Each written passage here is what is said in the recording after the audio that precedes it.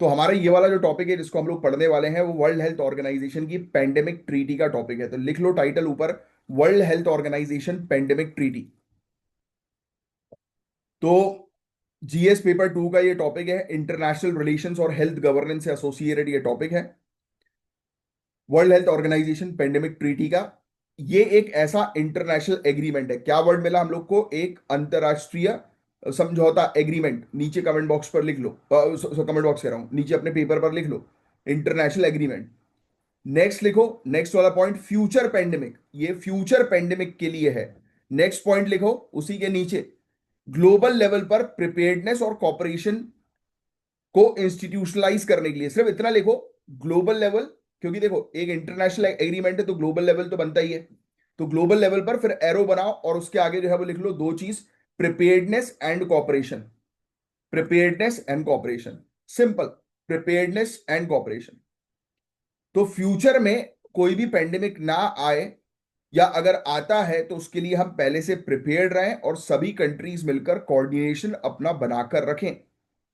सभी जितने भी देश हैं पूरे दुनिया भर में ये आपस में यूनाइटेड रह सकें, उसके लिए ये ट्रीटी, ये संधि जो है वो लाई गई है। समझ में आई आपको?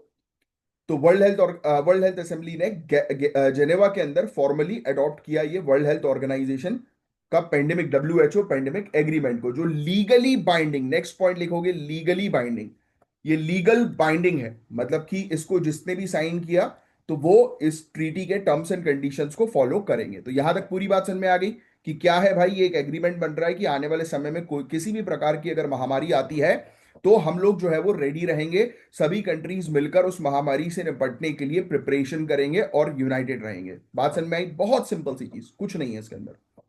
तो जेनेवा में वर्ल्ड हेल्थ असेंबली ने officially World Health Organization pandemic treaty को अडॉप्ट किया। ये एक लीगली बाइंडिंग इंटरनेशनल ट्रीटी है, ये बात आपके समझ में आ गई, जिसका गोल है फ्यूचर पेंडेमिक्स के लिए बेटर कोऑर्डिनेशन, कॉपरेशन और प्रिपेयर्डनेस तैयार रखना। क्लियर? अब नेक्स्ट पॉइंट लिख लो, इस एग्रीमेंट पर 124 कंट्रीज ने साइन किया। नेक्स्ट पॉइंट, 124 कंट्री साइंड, बस। सिर्फ बुलेट पॉइंट्स में, यानी कि आप देखोगे तो आप सिर्फ, आपको पूरे पूरे सेंटेंस नहीं लिखने, सिर्फ बुलेट पॉइंट्स में चीजें कवर करनी है, शॉर्ट में आपकी चीज फिनिश। आपका एक टॉपिक शॉर्ट शॉर्ट में फिनिश, बस इतना ही है इस टॉपिक के अंदर। अब चीजें जो आएंगी वो सुनने वाली आएंगी, इतनी चीजें बस एग्जाम में जो है वो पूछी जा सकती है आपसे। अब सुनना, इसका गोल मैंने आपको बता दिया, 124 कंट्री ने साइन किया, लेकिन यूएसए ने लास्ट स्टेज पे विड्रॉ कर लिया। क्यों? अमेरिका भैया, अमेरिका फर्स्ट। पहले भी वर्ल्ड हेल्थ ऑर्गेनाइजेशन के साथ जो है वो यूएसए की बनी नहीं थी। एनवायरमेंट को लेकर तो यूएसए पहले भी डोनाल्ड ट्रंप के टेन्योर में पीछे हट गया था। तो हमें पता ही है कि ये अमेरिका जो है वो इस प्रकार की ट्रीटीज वगैरह को फॉलो नहीं कर रहा है। इसका ट्रेंड रहा है डोनाल्ड ट्रंप के टेन्योर के दौरान पहले भी, और इस बार भी सेम चीज देखने को मिली है जो पहले भी हम समझ चुके हैं। राइट? अब सवाल ये उठता है, यूएसए ने विड्रॉ क्यों किया? क्या ये ट्रीटी नेशनल सोवरेनिटी को खतरे में डाल सकती है? तो क्या आपको क्या लगता है, आपका क्या विचार है, मैं आपसे जानना चाहूंगा, कमेंट बॉक्स में लिख कर दो क्यों किया होगा यूएसए ने इससे विड्रॉ। पूरा खेल है भैया पैसे का, समझ रहे हो आप? यूएसए जानता है मैं डेवलप कंट्री हूं, मैं माई बाप हूं सबका। इन लोग सब डेवलपिंग कंट्रीज है, मुझसे बोलेंगे पैसा दो, और मैंने अगर साइन कर लिया तो मैं बाउंडेड हो जाऊंगा पैसे देने के लिए। बात समझ रहे हैं? इसके अलावा भी और कुछ चीजें हैं, आइए समझते हैं डिटेल में। यहां तक कहानी समझ में आ गई? अब देखो, ये वर्ल्ड हेल्थ ऑर्गेनाइजेशन के कॉन्स्टिट्यूशन के आर्टिकल 19 के अंडर अडॉप्ट किया गया है, लिखने की जरूरत नहीं। और टोबैको कंट्रोल के बाद सिर्फ दूसरा लीगली बाइंडिंग हेल्थ ट्रीटी है ये चीज चाहो तो लिख सकते हो।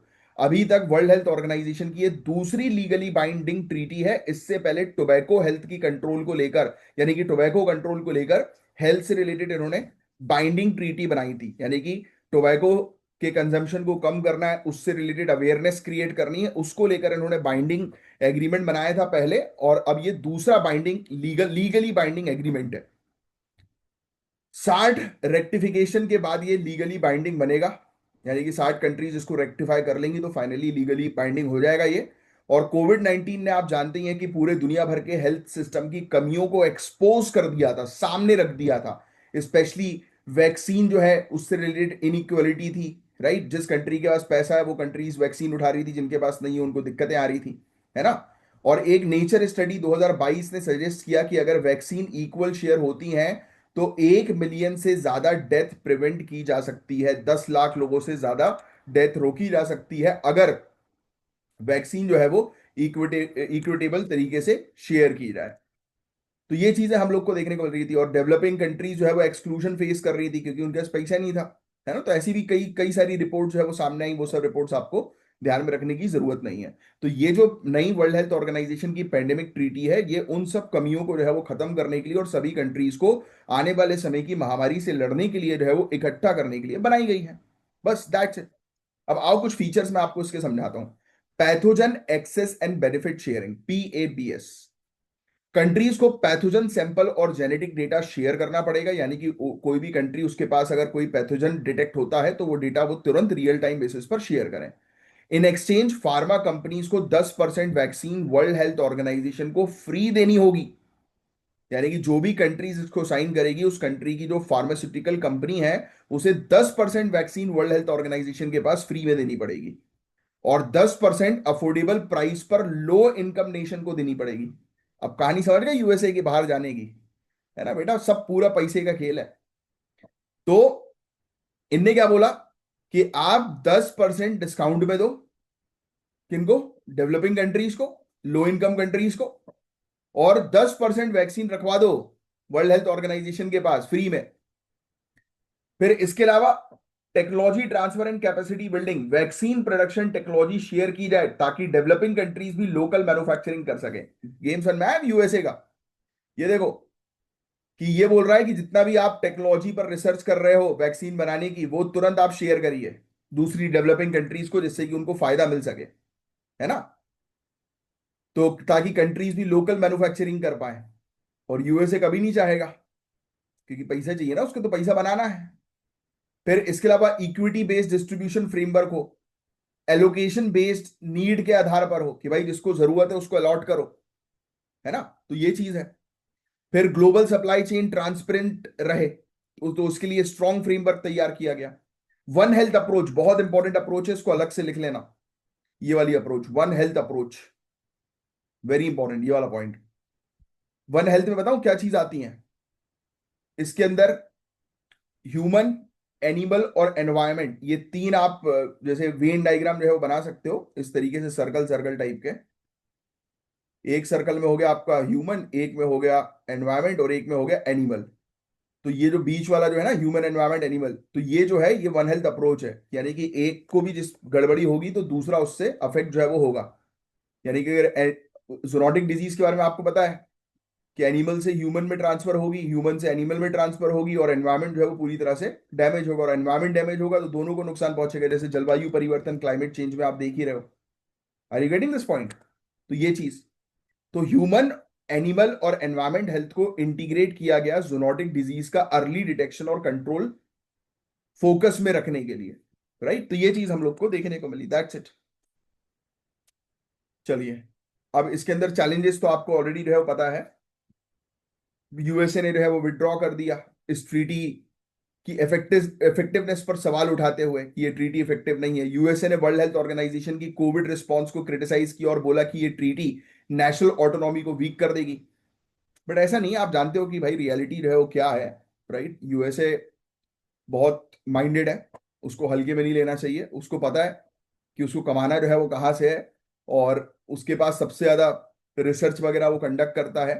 तो जितनी अर्ली वो रिसर्च करेगा उतनी जल्दी पैसा कमाएगा। तो वो नहीं चाह रहा कि फ्री में डिस्ट्रीब्यूट करना। सीधी सीधी चीजें हैं भाई इसमें।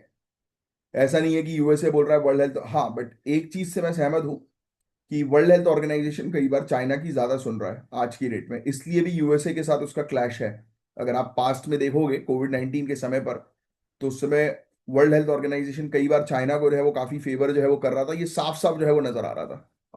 तो इस चीज को लेकर यूएसए छिड़ा हुआ है, क्योंकि यूएसए माई बाप बना फिरता है, और उसको लगेगा कि उसकी इंपॉर्टेंस कम हो रही है, तो ऑब्वियस सी बात है कि वो उस जगह पे नहीं जाएगा कि जहां उसकी इज्जत नहीं है, सेल्फ रिस्पेक्ट, राइट। और बहुत ईगोइस्टिक है यूएसए। इंटरनेशनल रिलेशन में जब आप पढ़ोगे तब आपको समझ में आएगा कि उसकी ईगो का कहर। जापान को छोड़ा नहीं उसने, पूरी दुनिया को औकात दिखा दी थी उसने, याद है ना, न्यूक्लियर अटैक। फिर ट्रीटी जो है वो इन्फोर्सेबल तो है, लेकिन कंट्रीज इसे इग्नोर कर सकती हैं बिना किसी पेनाल्टी के, राइट। ट्रीटी को लागू तो आपको करना है, लीगली बाइंडिंग है, बट इसमें आप अगर फॉलो नहीं कर रहे हो तो आपको पेनाल्टी नहीं लगेगी। ये एक थोड़ा सा कंट्रोवर्शियल पार्ट इस ट्रीटी के अंदर जो है वो आ गया है, जो कुछ चीजों पर ऑब्वियसली इस ट्रीटी पर सवाल उठा रहा है कि भाई अगर आप लीगली बाइंडिंग कर रहे हो तो उसके ऊपर वो भी तो लगाओ, कोई ना कोई अकाउंटेबिलिटी तो लगाओ, जवाबदेही तो होनी चाहिए, है ना। और पीएबीएस मैकेनिज्म भी मई 2026 तक फाइनलाइज होगा, तब तक ट्रीटी का फुल इम्पैक्ट देखना जो है वो मुश्किल ही है। तो यही चीजें हम लोग को जो है वो देखने को मिल रही है। बस ये देखो, ये 2026 तक कंप्लीट होगा, तो ये सब लिखने की जरूरत नहीं, जितनी चीज बस मैंने आपको लिखवाई होपफुली आपने उतनी चीज लिख ली होगी। और आपको बता दें कि ट्रीटी ग्लोबल हेल्थ सॉलिडेरिटी को प्रमोट करती है, इकोनॉमिक स्टेबिलिटी प्रोटेक्ट करता है by reducing pandemic related disruption, क्योंकि सभी लोग को इसका फायदा मिल सके, ये इसके फायदे हैं।